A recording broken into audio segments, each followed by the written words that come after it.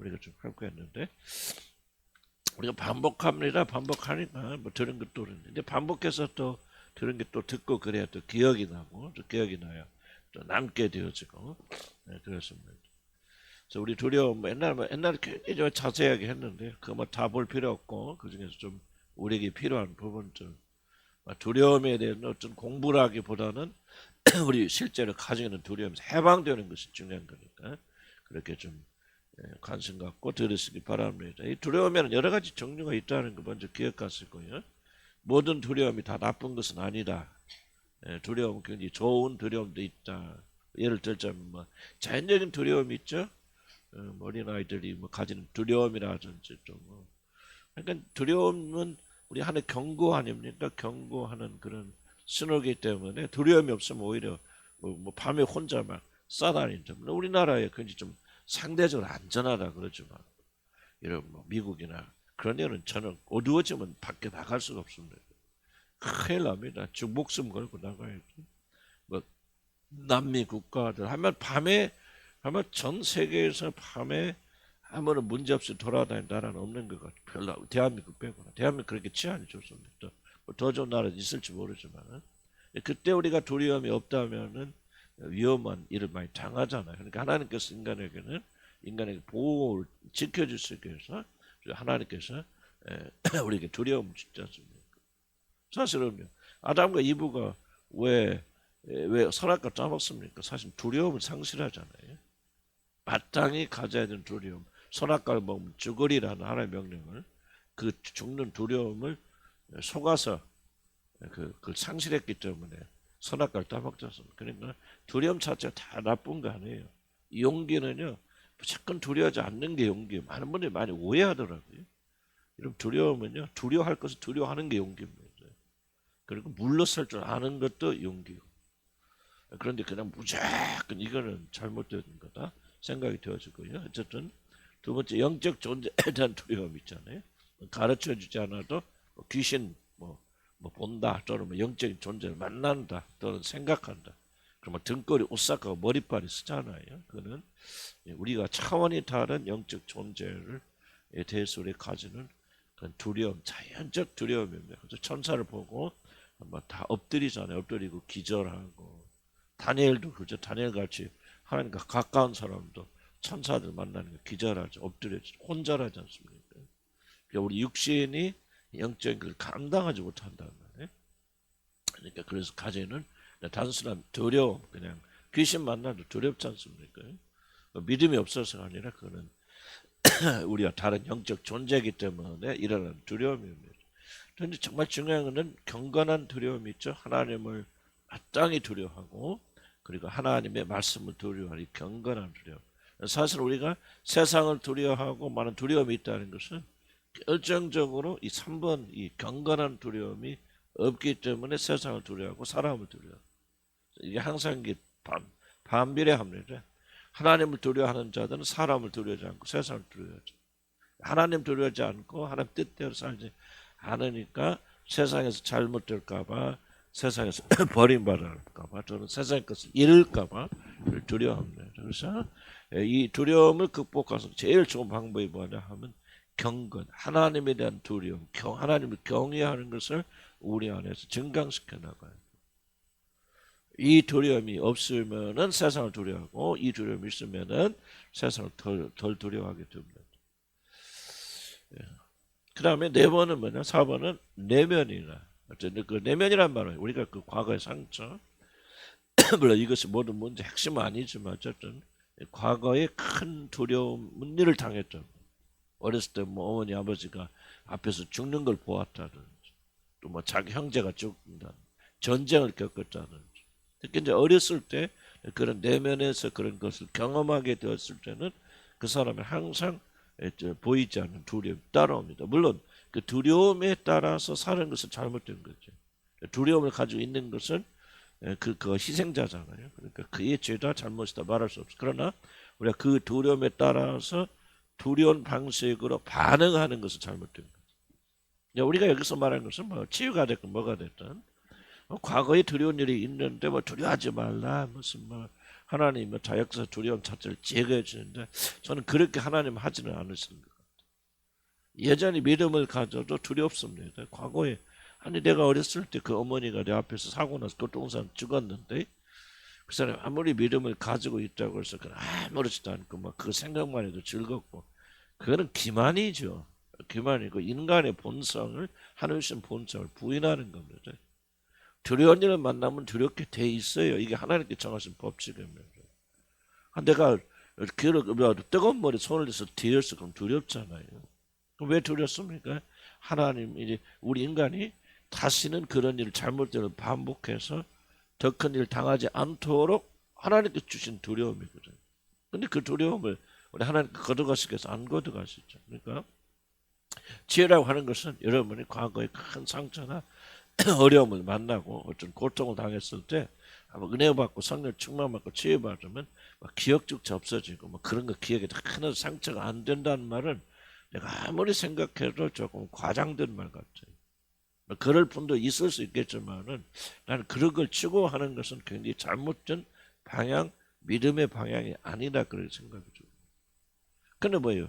우리 치유는 우리 그런 상처가 있어 두려움이 있지만은 우린 그리스도 예수 안에서 새로운 피조물, 두려운 일을 만나지만 두려워할 필요가 없는 하나님의 자녀로 새롭게 재창조되었기 때문에 그 믿음을 가지고 도전되는 어려움과 두려움을 이겨나가는 것이지. 그래서 나는 믿음 있는 사람들도 두렵습니다. 사도 바울 편지 보세요. 내가 이래서 두렵고 저래서 두렵고 두렵다는 얘기를 많이 하잖아요. 하나님께서 내가 너희들한테 가면 하나님께서 너희들을 낮추실 거 내가 두렵고 내가 너희에게 나갔을 때 너희들이 나를 환영하지 않을까 두렵고. 여러분 보세요. 그 대사도가 우리가 생각하면 좀 추잡스럽잖아요. 아니 그 사람들이 자기를 환영하고 안 하는 것도 뭘 그리 두려워해요. 또 하나님께서 자기를 낮추셔서 또 뭐가 그렇게 두렵습니까? 그런데 두렵단 말이에요. 그리고 자기가 두렵다는 사실을 대사도가 전혀 부끄럽게 여기지 않죠. 감추지 않죠. 나는 그런 연약한 질그릇이야. 나는 사람들이 나를 환영하고 환영하지 못하는 것을 여전히 두려워하는 연약한 질그릇이지만은 이 질그릇에 하나님의 보배를 두셔서 자기 영광을 나타낸 것이고 그리고 내가 능력 주신 자 안에서 나는 이 모든 두려움을 극복할 수 있어 하고 이겨나가는 게 믿음이죠.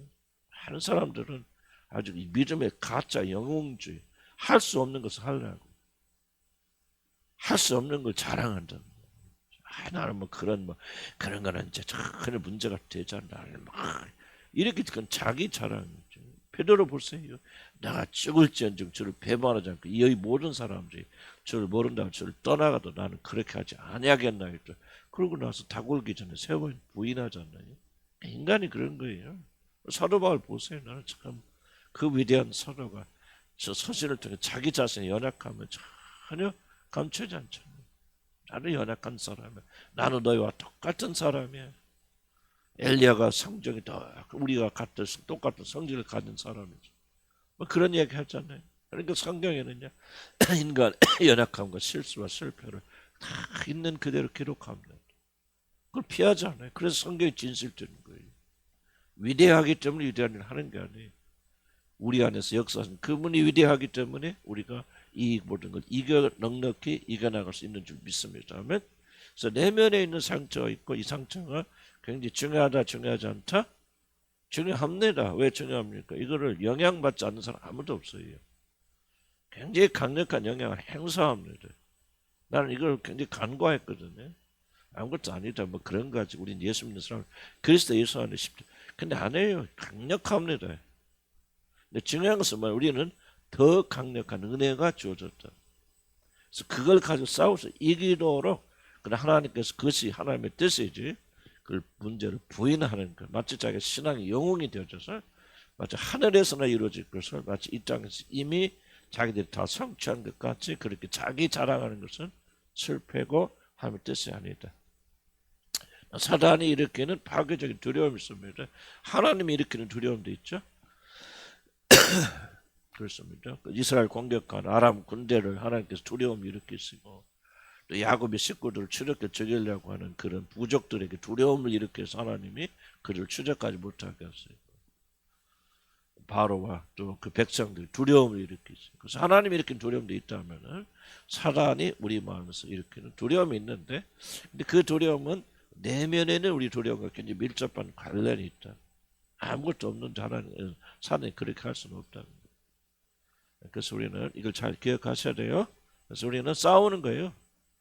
그래서 상처 있다고 기죽을 필요 없고, 상처 있다고 그래서 그 사람이 실패할 이유가 없어요. 그러나 이런 간과하지 말 것은 과거의 상처는 굉장히 강력한 그냥 내버려두면, 싸우지 않으면 강력한 영향력을 행사하고 있다. 지금 여러분이 과거로부터 자유로울 수 있는 사람 한 명도 없습니다. 여러분, 그러니까 매일의 삶 속에서 이런 과거의 지배를 받습니다. 그럼 우리는 뭐가 다릅니까? 더 이상 그 과거가 우리를 지배하지 못하도록 우리는 새로운 피조물이 되었던 사실을 믿고 믿음으로 싸울 수 있기를 하고요. 그래서 여러분 믿거나 말거나 믿어야 되지만 이런 예수 그리스도 안에서 누구든지 새로운 피조물이 다 믿어야 돼요. 너희는 하나님께서 만드신 바 지각에까지 새롭게 하시면 받죠. 그렇다 해서 우리가 지각에까지 새롭게 하시면 받았다고 그래서 온전히 과거의 그 사라지고 없어지고 아무리 영향력 못 주고 그가 아닙니다. 여전히 과거는 강력한 힘을 행사하지만 우리는 더 강한 새로운 존재로 태어나게 되어졌죠. 아멘. 그래서 우리가 주로 다루게 되는 게 4번, 4번에 해당하는 그런 부분입니다. 모든 두려움이 잘못된 것은 아니라고 하는 것. 만약 두려움이 없기 때문에 많은 사람 마땅히 가자들 두려움 없잖아요. 아담과 이브가 먹으면 죽으리라는데 두려웠으면 안 따먹었을 거 아니에요. 이런 왜 죄했습니까? 죄 많이 짓잖아요. 왜 죄 짓습니까? 1번의 원인은 두렵죠. 두려워하지 않기 때문에. 죄의 결과를 두려워하지 않아요. 여러분.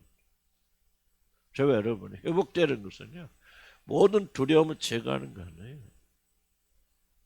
회복되는 두려움은 뭐예요? 죄에 대한 두려움, 하나님의 말씀을 어기는 것에 따라오는 질책의 결과는 두려움을 우리가 가지고 있다면 죄 짓지 않겠죠. 요즘 뭐 드라마나 뭐 그런 거 뭐 보진 않지만 뭐 뻔한 얘기하는 거 불륜이다 뭐 아주 뭐 불륜 그러면 얼마나 아름답게 묘사합니까? 막 정말 진짜 사랑을 막 애타게 만들잖아요. 막 어거지를 어떻게 원찮는 남자와 여자가 결혼했는데 막 진짜 사랑하는 막 남자를 만나 여자를 만났단 말이죠. 근데 결혼이 가로막고 해서 뭐 아주 뭐 멜로 드라마 우리 옛날에 보면 다 드라마 다 그런 거예요. 우리 한국 드라마. 그들이 간과하는 게 뭡니까? 그러나 그들이 하나님의 법도를 어기고 불륜을 저지르고 잘못을 저들이 왔을 때 그들에게 주어진 죄의 대가는 사실 하나님을 떠나서 도 엄청나거든요. 한 명도 편한 사람 없습니다. 한 명도 하나님 심판에서 자유로울 수 있는 사람 없습니다. 우리가 그것을 진작 알았더라면 여러분 과거에 우리가 죄 지었겠습니까? 지금도 그리스도인들이 죄의 결과를 먹으면 죽으리라 하는 말을 가볍게 여기고 있기 때문에 우리들이 연속적으로 어떤 죄를 짓고 있는 거예요. 뭐 나도 그렇고 여러분도 그렇고. 그래서 우리가 두려움에 대해서 배울 때 올바른 두려움은 우리 안에서 증가시켜요. 그래서 하나님 앞에서 하나님 말씀 앞에 두려워 떠는 자 내가 그를 돌보려 그러잖아요. 필요한 두려움 일으킬 수 있는 쓸데없는 두려움 우리는 쓸데없는 두려움 걱정할 필요도 없고 아무 일도 없는 그런 두려움을 가지고 있죠. 그런데 우리가 병적 그래서 제가 여러분 조금 표현이 그렇지만은 우리가 다룬 두려움을 가리켜서 병적 두려움이다 그렇게 표현합니다. 그럼 병적 두려움이란 도대체 뭐냐 정의를 보면은 무엇인가 사실은 생존을 위험한 일이네.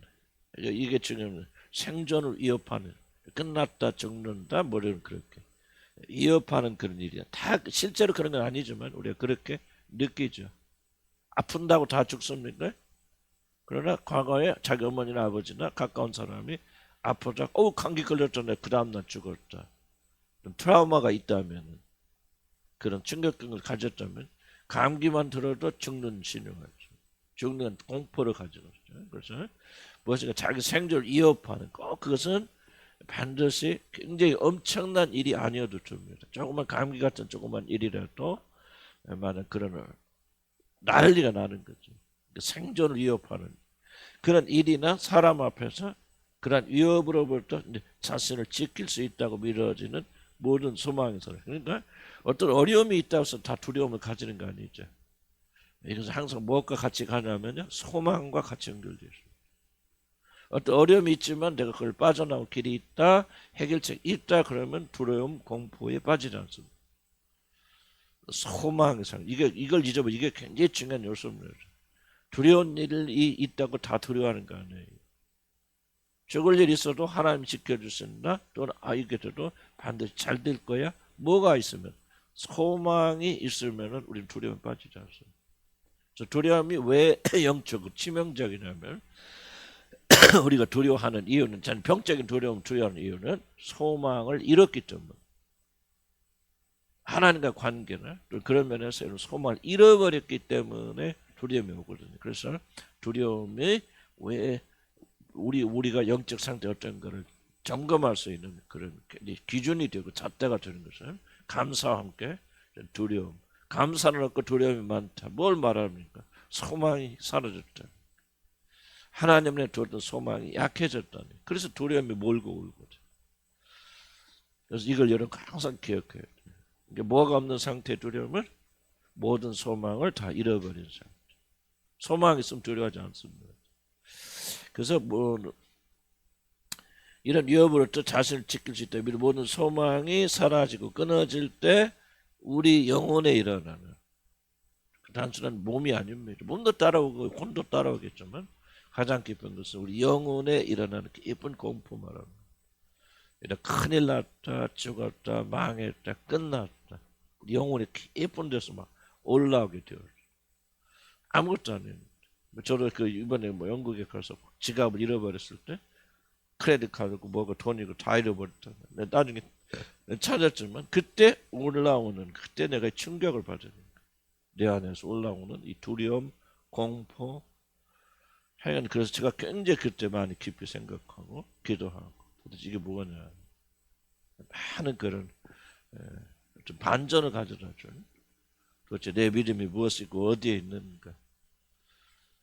왜 그렇게 당황하고 그때 죽음의 공포를 느꼈고 이게 다 지금 연결돼요. 어떻게 설명할 수는 없어요. 그러나 이 두려움은 그냥 단순한 것이 아니다. 이 죽음의 공포에 다 연결되어 있고 왜? 아무런 소망, 건진받을 수 있는 소망을 다 상실. 그때 우리가 내가 지갑 잃어버렸을 때, 그럼 염려 하나도 없어. 하나님께서 천사를 보내서 다 이렇게 해주실 거야. 나는 믿음이 충만히 내가 있었더라면, 그런 소망이 있었더라면 두려워하지 않았을까. 순간적이지만. 순간적인 게 굉장히 중요하죠. 그래서 우리의 진짜 마음이 우러져 나오는 순간이기 때문에. 그 순간에 뭘 느끼는지. 하여튼 저는 공포를 느꼈고, 죽음을 느꼈고, 그래서 단순히 두려움은 단순한 게 아니다. 그러니까 영적으로 복합적인 것이 이 안에 담겨져 있는 것이다. 물론 이제 두려움은 자꾸 이제 부인하는 사람도 있겠죠. 부인하고 막 부정하고. 사실 이게 가장 좀 어려운 상태에 있는 사람들인데 자기 안에 병이 있다 인정하면 치유받으면 되는데 병이 없다고 막 주장하시는 분들은 병을 치유할 그런 기회가 좀 사라지니까 좀 안타깝긴 한데 어쨌든 성령께서 이끌어 주신 모든 사람이 다 보죠. 씨가 떨어지면 어떤 사람은 그냥 돌짝밭 떨어지고 뭐가 떨어지고 그냥 옥뒤 떨어지면 30배 60배 덜어는 성경 몰랐지만 제가 목사님께서 덜어는 일부의 사람들은 뭔가 심각하게 받아서 이제 이 두려움에서 해방되는 사람 영원한 해방은 없어요. 다만 이 두려움에서 이겨나가는 그런 축복을 받아야 죠. 하여간 영혼에 일어나는 공포가 바로 두려움이다. 한마디로 자신의 종말을 느끼고 죽음. 그래서 이 두려움과 죽음은 굉장히 밀접한 관련이 있습니다. 밀접한 관련. 그럼 왜 그리스도인들이 이 병적 두려움이 치명적 해를 끼칩니까? 이제 뒤에 이제 엘리야의 예를 좀 많이 좀 중점적으로 성경에 그 이상 더 좋은 예는 우리 찾아볼 수 없는데요. 그러니까 여러분 두려움을 잘 이해하셔야 됩니다. 두려움이 오면은 아무것도 할 수 없어요. 하나님. 이게 이제 무슨 불신도 마찬가지나마는 특별히 두려움을 잘 이해해야 하는데 이 전쟁에서 많이 두려움을 사용하죠. 두려움을 사용. 이번에 보니까 북한에 이렇게 삐라가 아니고 무슨 풍선에다가 오물을 담아가지고 뭐 하고 있습니까 지금? 북한이 하고 있는 게 여러 가지 정치적 목적이 있지만은 한마디로 말하면 두려움을 만드는 거거든요. 니네 지금 까불면 다음에는 여기다 우리가 오줌 똥만 갖다 집어넣을 줄 알아? 전 세계에서 생화학 무기를 가장 많이 갖고 있는 나라가 어딥니까? 북한이죠. 한 봉지만 터트려 나만 있는 사람들 거의 다 뭐 이렇게 죽지는 않겠지만 하여간 고통당하고. 그러니까 뭐 공포를 조성해 공포. 너네들 까불지 마. 까불었다가는 그럼 뭐야? 두려워하면 아무것도 큰일 났다. 이렇게 하면 북한이 두려워하면 지는 거예요. 끝나는 거 아니에요? 다음에는 북한이 여기다가 막 생화학 무기를 해서 막 터치면 우리는 다 죽겠구나. 하고 두려워하면 그 다음부터 뭐가 됩니까? 북한의 포로가 되어져. 문재인 정권 때 일어난 거 아니에요? 북한이 하나는 탁 하니까 완전 막 북한이 부하가 돼버리죠. 그래서 약간 두려움이 오게 되어지면요. 모든 걸 다 묶어버립니다. 아무것도 못하죠. 엘리야에 의해서 더 드러났지만. 두려움은 믿을 수도 없고 전쟁할 수도 없고 하여간 모든 것 다 묶여버려. 그래서 두려움을 많이 창조하는 심리전에서 많이 사용합니다. 힘을 적게 가진 나라들이 힘을 많이 가진 나라를 이길 수 있는 유일한 방법이 있다면 그 나라에 두려움을 창조. 이건 얘들은 작긴 작아도 얼마 안 돼도 해대도 안 되는 애들이야. 애들 못 이겨. 하고 막 두려움을 막 이런 보세요. 막 우리 뉴스나 보면 그 특수부대들이 막 얼굴에 막 치러져 분장하고 막 뭐 도깨비가 차고 나오잖아요. 이런 그 뭐 위장하기 위해서 그렇다 생각하십니까? 아닙니다. 그 공포를 조장하는 겁니다. 이세벨이 여러분 예후가 이세벨을 죽이러 오길 때 이세벨이 뭐 했죠? 화장하지 않습니까? 여러분 그 이쁘게 보여서 화장하면 그 할머니가 나 좀 봐주세요. 아닙니다. 무슨 분장했다 생각합니다. 그런 공포를 조장하는 주설적 분장입니다. 그 할머니가 뭐 이쁘게 해서 어떤 성적으로 유혹한 말도 안 되는 소리죠. 왜 그런 분장합니까? 귀신처럼 해서 그냥 공포를 조장해서 눌러버리려고. 그러니까 두려움이 들어오게 되어지면요. 우리가 가지고 있는 모든 것들, 가장 좋은 것, 그 강력한 나라를도요. 싸움의 의지를 잃어버리고 그리고 두려움이 일어날 때 아무것도 못하겠죠. 아주 그냥 페인이 돼버려요. 나도 그 순간에 그걸 느꼈거든요. 이게 순간 짧은 순간이 있지만은 하나님께 많은 걸 보게 해주세요. 그냥 그 패닉 상태 들어가는 그 순간 나는 뭐야? 아무것도 아니야. 페인이에요, 페인. 믿음도 없고 소망도 없고 완전 죽은 사람 아무것도 못해. 그래서 그때 내가 부른 게 우리 집사람 불러줘. 여보! 내가 그때 굉장히 충격적이었어요. 하나님 깨닫게 해주세요. 나는 그래서 이게 두려움을 새로운 각도에서 우리 접근하게 되는데 하여간 우리들이 두려워하게 되어지면 아무것도 일어나지 않고 아무것도 할 수 없고 우리에게 아무리 좋은 것이 있을지라도 두려움이 오게 되어지면 여러분 사용하지 못합니다. 잘 생각해 보시 바랍니다. 하나님의 은사와 부르심은 후회하심이 없죠. 하나님께서 우리에게 주신 성령의 은사가 됐건 능력이든 무엇을 했든지 간에 그는 하나님이 우리가 잘못하고 부족하다 할지라도 물론 뭐 장기적으로 그러면 그렇지 모르겠지만은 하나님께서 회수하거나 그걸 뺏어가지 않습니다. 하나님 우리 주신 무게는 사실 우리 죽을 때까지 하나님의 은사, 그 사명이 있을 때까지 하나님 사용합니다. 그런데 사단의 차원에서 보면 사단의 전략은 뭡니까? 우리에게 주는 그 놀라운 무기들을 우리들이 사용하지 못하도록. 두 가지 무기가 있는데 첫째가 불신이고 둘째가 뭐죠? 두려움입니다. 두려움이 오면 하나님께서 그 많은 은혜를 주셔도 전혀 사용할 수 없죠. 그래서 여러분 전쟁할 때 보면 계속해서 여러분 읽어보세요. 영적 전쟁에 대해서 말하고 또 구약성에 보면 한결같이 오셔서 하나님이 여호수아, 모세 누가 됐든지 간에 싸움터로 나가는 자들에게 하는 첫 번째 말이 뭐죠? 두려워하지 말고. 왜? 두려워해버리면요 하나님 역사할 수 없고 그들에게 주어진 모든 좋은 것들이 다 결박되어 버려요. 두려워버려. 두려우면 끝나는 거예요. 두려움 아무 그러니까 그리스도인들에게서 최고 치명적인 것이 뭐냐? 이 두려움입니다. 근데 우리는 그냥 이게 두려움은 윤리적 도덕적 이슈가 아니기 때문에 우리 그냥 쉽게 생각하잖아요. 두려워하지만 뭐 인간이 연약해서 그래서 상처 때문에 그렇게 되는데 하여간 결과론적으로 보면은 하나님께 우리에게 주신 그 아름답고 좋은 것들을 하나도 사용하지 못합니다. 그래서 두려움을 가지고 있으면 그리스도인들은 백전백패합니다. 우리를 이걸 가볍게 생각해요. 무엇을 빼앗겼는지조차도 알지 못하고 깨닫지 못한 그 비극 속에 있었습니다. 그러니까 두려워. 엘리야 예쁜데 엘리야 보세요. 그 강력한 엘리야 막 거짓 선지자를 막 50명 대결해서 뭐 저기 물론 하나님 능력을 했지만 엎드려 기도하니까 3년 동안 기근이 들어서 비 한 번 안 내리다가 엘리야가 엎드려 기도하기 무릎 꿇고 기도할 때 막 하늘이 터졌으면 비가 내는 그 능력의 선지자가 뭐가 오니까 두려움이 몰고 오니까 그냥 완전히 패인돼 버리지 않습니까? 주에 이제 엘리야 우리 통해서 우리가 좀 배워. 그러니까 약간 두려움이 몰려오면요, 여러분 아무것도 할 수 없어요. 그냥 모든 걸 다 빼앗겨 버리는 거예요. 그래서 이 두려움에 대해서 많이 좀 우리는 어쩌면 이제 불신이 더욱더 큰 있을 수도 있겠죠. 그냥 불신의 문제는 믿지도 않으면 그다음 뭐 두렵고 말고 그거 뭐 어떻게 싸웁니까? 뭐. 그래서 불신, 두려움 이게 항상 짝을 이뤄서 가는 것인데 믿지 않으니까 두려워하니까 아무것도 할 수 없고. 그래서 약간 굉장히 심각하게 우리가 생각을 해야 된다. 이 두려움에 대해서는 그냥 성격 탓을 돌려서는 안 되겠고. 그러니까 그래서 여러분 얼마나 실감하는지. 나는 뭐 평소에는 실감을 교회 목회만 하다 보면 그냥 두려워할 일 없죠. 그냥 쭉쭉 나가는데 그래서 하나님께서 참 이번 안식년도 아니고 안식월 기간 동안 정말 이게 그런데 나가보면 내가 얼마나 연약한 존재인지, 얼마나 두려움 앞에 무기력한 존재인지, 하여간 그런 걸 노출시키면서 이제 하나님께서 우리가 드러내. 우리가 능력 없이 사는 가장 큰 원인 중에 하나는 뭐냐? 이 두려움이 우리를 사로잡고 있기 때문에 실패할까 두렵고 죽을까 두렵고 또 뒤처질까 두렵고 여러 가지 종류가 있지 않겠습니까?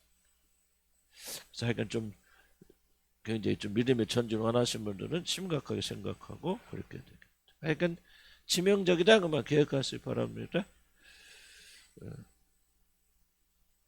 그럼 이게 안 적었으나 병적 두려움의 종류가 구태 따진다면 두려움에 뭐가 있을까요? 여기 안 적었는데 한번 적었으기 바랍니다. 이 병적 두려움의 첫째 종류는 아마 뭐라 해야 돼? 직접적인 죽음의 위협, 죽을지 모른다. 죽음에 대한 공포. 이것이 아마 상당히 많이 있을 겁니다. 내가 죽을지 몰라, 또 내가 사랑하는 사람이 죽을지 몰라, 사고 나서 될지 몰라. 이런 것들이 굉장히 많이 깔려 있을 것 같아요. 특히 어떤 분들은 더 그렇죠. 근데 어렸을 때 이제 저도 이제 그 죽음에 대한 공부가 많은 있었던 예 중에 하나. 우리 어머님이 굉장히 약해갔었거든요. 어렸을 때 보면은 내가 어렸을 때 죽을려다 살아난 교육도 있고 100일이라고나 그걸 지금 저도 이렇게 기침하는 것은 이 폐가 기관이 가장 약한데 내가 어렸을 때 이게 1월에 태어났잖아요. 1월에 태어났는데 그때 무슨 집이 얼마 따뜻했겠습니까? 그리고 또 우리 또 위에 5 오빠가 아니지 형들 누나들 있는데 또 애기 낳았다고 애기 구해는 매일 우리 어머니가 그러더라고. 매일 열고 닦고 그치? 그래서 내가 하여간 태어난 지 일주일 며칠 만에 감기에 걸렸다가 죽을라나 살았대. 죽는다고 그랬는데 살아났다. 그런 것도 있겠지만 또 내가 어렸을 때 우리 어머니가 매일 약하셔서 우리 어머니는 절대 60 잘 살아야 60 좀 넘어 사시나 이런 식으로 항상 내 기억에는 아프셨던 어머니 또 이제 치료 왔어요 뭐하시고 얼굴도 돌아가니까 자라피 얼굴 바르시고 매일 혈압점 하여간 내가 어머니 기억하면 아팠던 기억밖에 안 나. 언제 돌아갈지 모르고. 그러니까 하여튼 죽음에 대한 공포가 아마 내 안에 있었겠죠. 있으니까 이제 그런 과거였던 이제 그런 계획이 있는 분들은 특별히 과도하게 과민하게 예민하게 이런 주위에 있는 분들 아내가 남편 자식 또 이런 가까운 분들이 언제 죽을지 모른다고 하는 그 공포를 가지고 평소에는 잘 드러나지 않죠. 그래서 하나님께 드러내 주셔야 됩니다. 치유가 얼마나 깊이 여러분 죽음에 대한 공포가 있는지. 그래서 거기서 머무르는 것은 아니라 이것은 바로 전반적인 두려움으로 여러분을 결박하고 있기 때문에 여러분이 승리하는 전진하는 믿음을 가지습니다. 그런 분들. 그러니까 여러분 주위에서 하면 치명적인 뭐라고 설명할까? 좀 충격적인 죽음을 가까운 부분에 죽음을 경험하시면 한번 손 들어보시고. 적잠을 이렇게 내렸어요. 이제 어렸을 때라든지 뭐 어떤 배우자라든지 이런 것들이 물론 이제 여러분들이 그것을 영향력에서 반드시 살아야 된다 그렇게 말할 필요는 없어요. 그렇긴 하지만은 여러분이 그 영향력을 간과해서는 안 돼요. 그것은 이제 여러분이 과도하게 여러분 지금 주위에 있는 분들의 사별에 대해서 염려하고 두려워하게 되어져. 그런 거죠. 뭐 별로 영향을 안 준다 그러면 그렇게 크게 뭐 문제 삼을 필요는 없어요. 뭐 긁어서 막 부스럼 될 필요는 없지만은 과거는 굉장히 강력한 영향력을 가지고 있다는 사실은 그는 뭐 과학이 심리학이 모든 걸 밝혀낸 거거든요. 예수 믿은 다음에도 그 영향력 줄지 않는다. 다만 그 영향과 더불어 싸울 수 있는 힘이 주어지기 때문에 우리가 전쟁을 할 뿐이에요. 그리고 그 사람 죽을 때까지 그런 상처 속에서 살아요. 하나님 정의 자연 법칙입니다. 그래서 여러분 주위에 그런 분 계신 분들은 여러분 압니까? 아무리 큰 은혜를 주셔도 이런 두려움에 묶여있고 결박되어 있다면 그리고 그것을 다음에 싸우지 않는다면 그러니까 내가 이제 우리 자식과 나한테 이현수 목사의 그 죽음의 문제에 대해서 한번 나 굉장히 두려웠거든요. 하나님께 한번 돌파를 시켜주셨고 그 두려움에서 뭐 100% 해방되지 않을까. 나는 그렇게 생각해. 그런데 하나님께서 거의 대부분 풀어주는 길이 있구나. 그런 죽음에 대해서 우리 아내에 대해서 그런 과도하게 다른 사람에 비해서 과도하게 그런 반응을 할 수 있거든요. 그래서 그런 것을 인식하고 우리가 주님께 맡기고 그렇게 하면서 어느 정도나 굉장히 좀 많은 부분에서 자유함을 얻게 되어져요. 그럼에도 불구하고 항상 원수는 그 약점을 통해서 나를 넘어뜨리려고 하고 있다는 사실을 내가 잊어버리면 안 됩니다. 근데 모든 게 약해질 때, 한 번 옛날 상처가 치유됐다고 해서 그 사람이 영원히 자유로 그렇진 않아요. 우리가 또 싸워야 되는 부분. 뭐 사고에 대한 비슷한 거죠. 뭐 죽음 사고 일어날 것 어쩌고 뭐 죽을 것 어쩌고 아마 우리 공동체에도 그러면 특별히 그 사고에 대한 염려를 근심한 분 많이 계실 것이에요. 뭐 병에 대해서 그러죠. 혹시 염려하는 분 계세요? 혹시 여러분 두려움 혹시 자기 사고 또 주위에 있는 분들 사고 좀 과도하게 나는 좀 두려워하고 있다. 그럼 뭐 한번 손 들어보세요. 예, 그렇죠. 뭐 남편의 죽음이 큰 영향이 될 수도 있겠고요. 그 당연한 건 아니지만 뭐 그렇게 인식할 필요가 있잖아요. 이런 두려움이 나와 주님의 관계에 굉장히 큰 장애를 일으킬 수 있어요.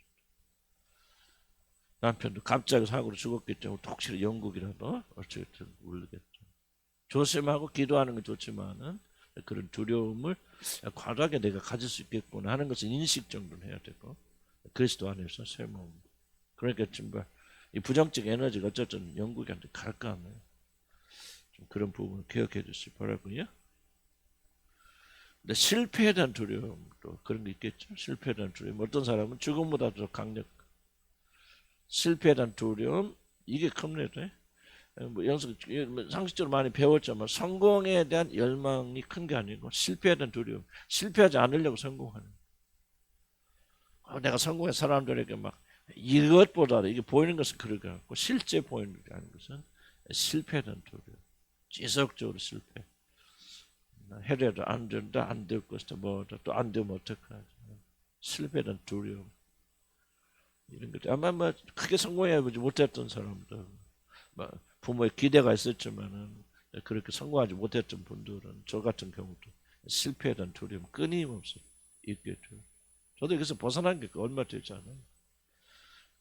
무의식 속에 많이 지금도 있을 수 있겠죠. 지금은 좀 함께 자유함을 주셔서 많이 제가 좀 해방이 되어진 거죠. 저도 일생 동안 괴롭힘을 당했던 게 뭐 성공에 대한 열망이 아니고 실패에 대한 두려움. 해도 또 안 되네. 또 이번에 또 실패하면 어떡하지 뭐. 혹시 여러분 실패에 대한 두려움으로 많이 괴로움 겪고 있는 분 한번 손 들어보세요. 예, 많이. 여기서 이제 벗어나지 않으면 여러분들은 여러분이 하나님께 주신 중요한 모든 은사와 은혜들을 다 여러분 까먹습니다. 가볍게 여기면 안 됩니다. 이런 두려움이 있다는 가볍게 여기면 안 되고 이런 두려움이 굉장히 여러분에게 예, 좀 그렇게.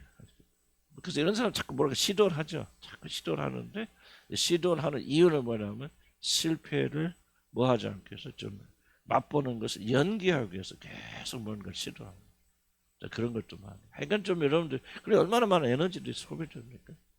시간, 정력, 에너지 다 소비되죠. 뭐를 안 보기 위해서 실패를 맛보지 않기 위해서 또 뭐 하고 그 끝나기 전에 또 다른 일 하는 거죠. 하여간 이게 계속 왔다 갔다 왔다 갔다. 저도 막 그런 스타일이었거든요. 계속 왔다 갔다 왔다.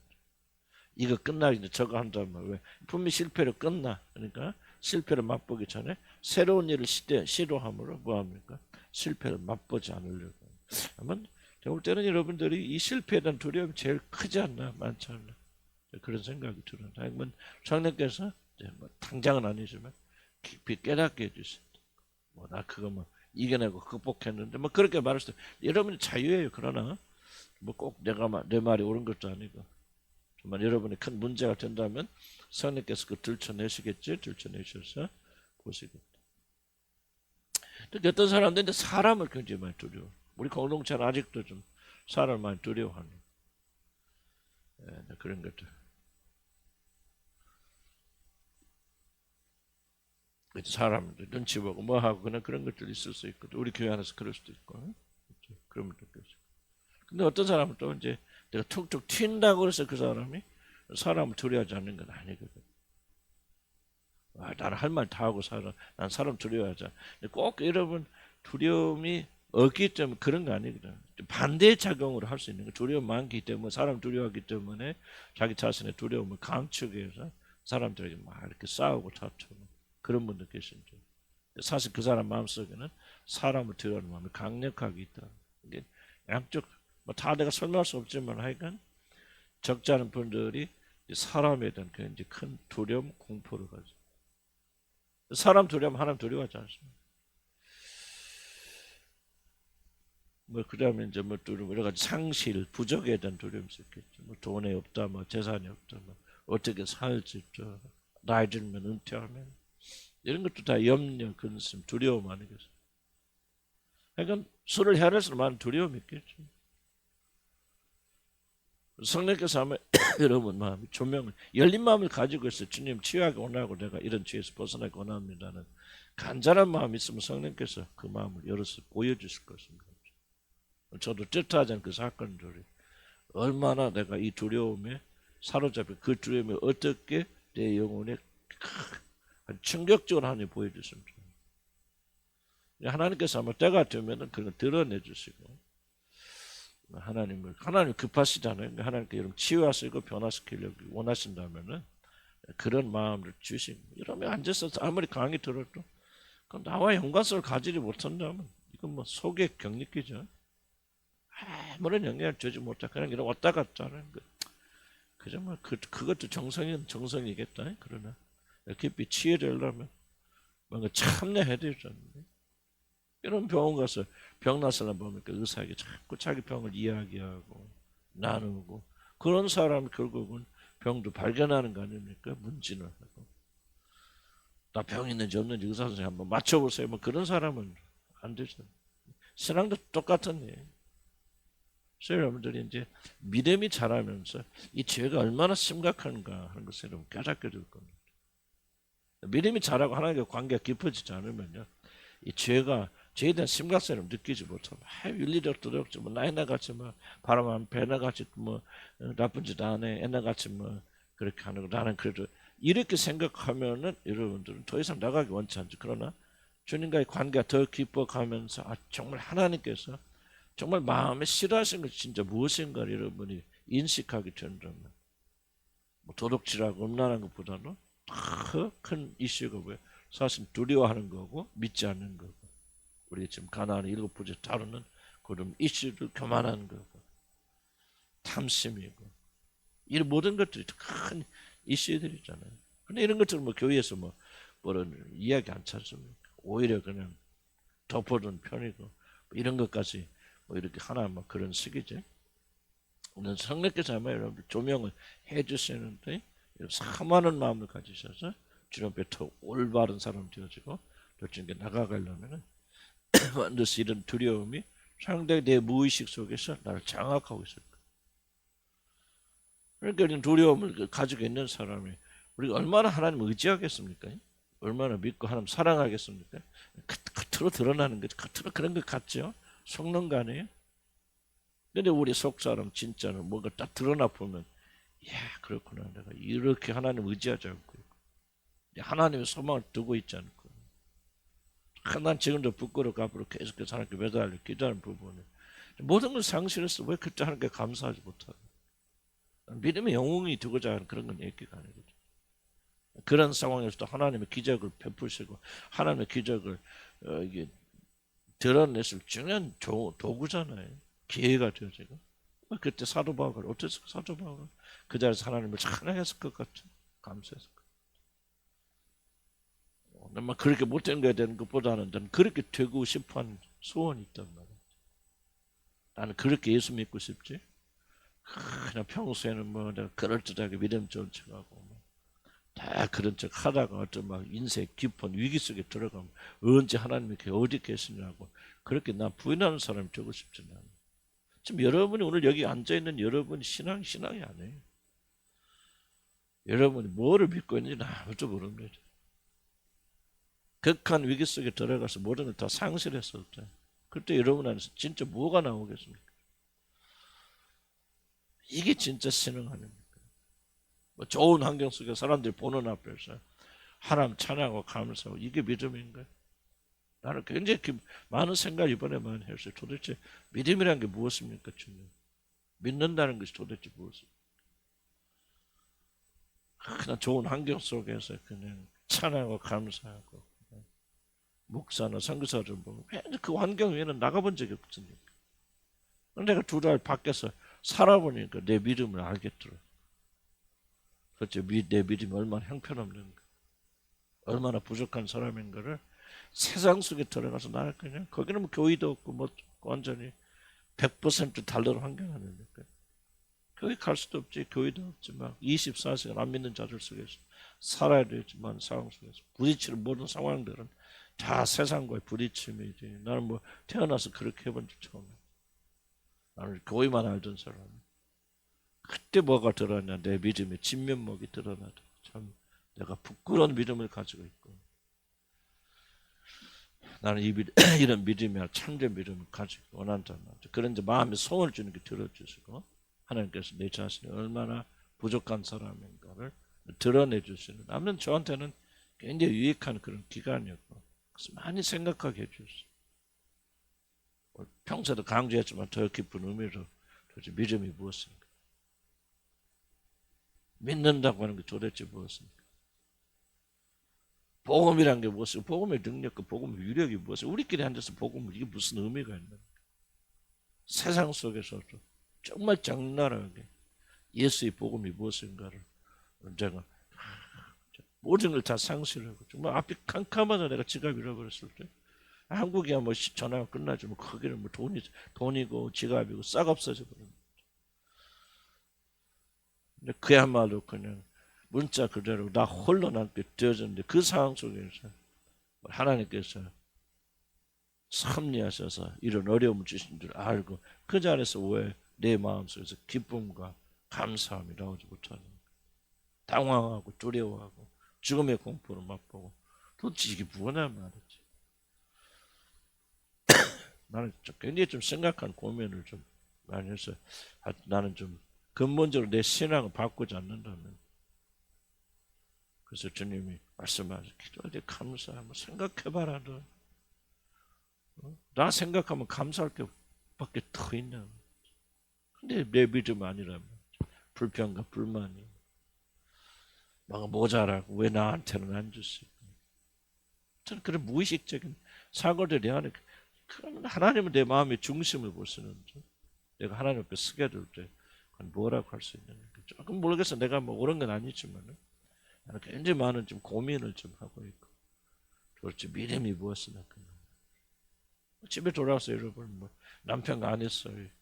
아무것도 아닙니까? 그러면 주고받는 대화와 이번엔 것도 그냥 우리는 예수 믿고 교인 가고 은혜 받았으니까 그대로 실천하는 겁니까? 나와서 그렇게 생각하는 거 생각해. 그게 바로 예배고 그게 삶이고 그게 신앙이. 아내와 남편 주고받는 대화가 하나님께 드려진 예배예요. 나는 요즘 그런 생각을 많이 주시더라고요. 내가 뭐 하나님께 나가서 하나님께 충성을 헌신하는 거 따로 있고, 교회 가서 막 금식하고 철회하고 따로 있고, 뭐 내가 아내가 됐건 남편이 됐건 자녀가 됐건 또는 뭐 다른 사회 사람이 됐든 간에 누가 되었든지 간에 그거는 따로 있나? 나는 이게 우리가 지금 잘못된 신앙을 가지고 있다고. 근본적으로 변화, 복음이 우리 안에서 사라져야 된다. 누구든지 예수 안 믿는 사람 우리를 볼 때 복음을 보여야 되죠. 예수의 삶을 보여야 되죠. 그래서 저는 말 좀 부끄러운 마음, 내가 정말 완전히 예수 안 믿었다. 뭐 쓸데없는 건 아니겠지만은 그런 이제 씁쓸한 마음 또 가지고 왔고, 또 한편으로는 이제 우리가 이게 아니다. 나는 이제 이렇게 살 수 없다. 이렇게 주님 믿을 수 없다. 말 한마디가, 생각 하나가, 모든 것들이 하나님께 드려진 예배가 아니라, 특별히 내가 세상 속에 나갔을 때, 나도 처음 교회지 않습니까? 뭐 1, 2주 왔다 갔다 하지만, 그러나 2달이라는 긴 기간 동안 완전히 교회하고 차단되어져 예배도 드릴 수 없고, 그런 상황 속에서, 모든 게 차단된 상황 속에서 다시 한번 깊이 생각하는 시간이 되죠. 그래서 여러분, 이제 두려움이 됐건 뭐 해나갈 때, 나는 좀 이런 마음이 생각해. 내 생각이 옳다면은 이런 동참했으면 좋겠다. 언제까지 이런 좀 어떻게 보면 껍데기만 왔다 갔다 하는 그런 신앙을 살겠는가. 물론 여러분들 이 말을 다 듣고 뭐 다 감동받지는 않겠죠. 그러나 일부의 사람들에게는 그렇구나, 좀 뭔가 좀 믿음이 무엇인가를 다시 한번 깊이 고민해봐야 되겠구나 하는 것도 모여서 어떤 우리들이 되어지는 그냥 어떻게 보면 우리끼리 하는 거 아니에요? 사실은 까놓고 얘기하면 우리가 뭐 하나님 찬양을 뭐 하지만은 우리는 우리가 생각할 때 참 하나님이 영광 받고 높임 받으시고 막 우리를 보시면 아름답다 하시고, 진짜 그럴까? 나는 고민하는 거예요. 고민. 진짜 그럴까?